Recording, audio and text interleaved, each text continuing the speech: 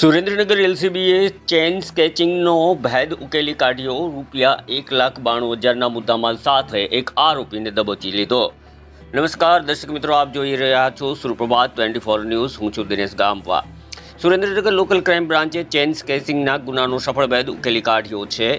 પોલીસે મહેમદાવાદમાંથી જીતુભાઈ પ્રકાશભાઈ દેવીપૂજક નામના આરોપીની ધરપકડ કરી છે। આરોપી પાસેથી ચોરી કરાયેલ અંદાજે 1,87,469 કિંમતનો સોનાનો ચેઇન અને 5,000નો મોબાઈલ ફોન મળી કુલ ₹1,92,469નો મુદ્દામાલ કબજે કરવામાં આવ્યો છે। પ્રાથમિક તપાસમાં સામે આવ્યું છે કે આરોપી સામે અરવલ્લી અને ખેડા જિલ્લામાં ચોરી સહિતના ગુનાઓ નોંધાયેલા છે। આ કેસની વધુ તપાસ અને કાયદેસરની કાર્યવાહી માટે આરોપીને સુરેન્દ્રનગર સિટી એ ડિવિઝન પોલીસ સ્ટેશને સોંપવામાં આવ્યો છે।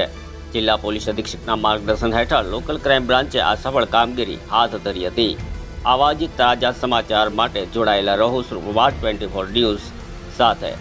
બ્યુરો રિપોર્ટ દિનેશ ગામવા સાથે ઋતુલ કુમાર ધામેચા, ધ્રાંગધ્રા।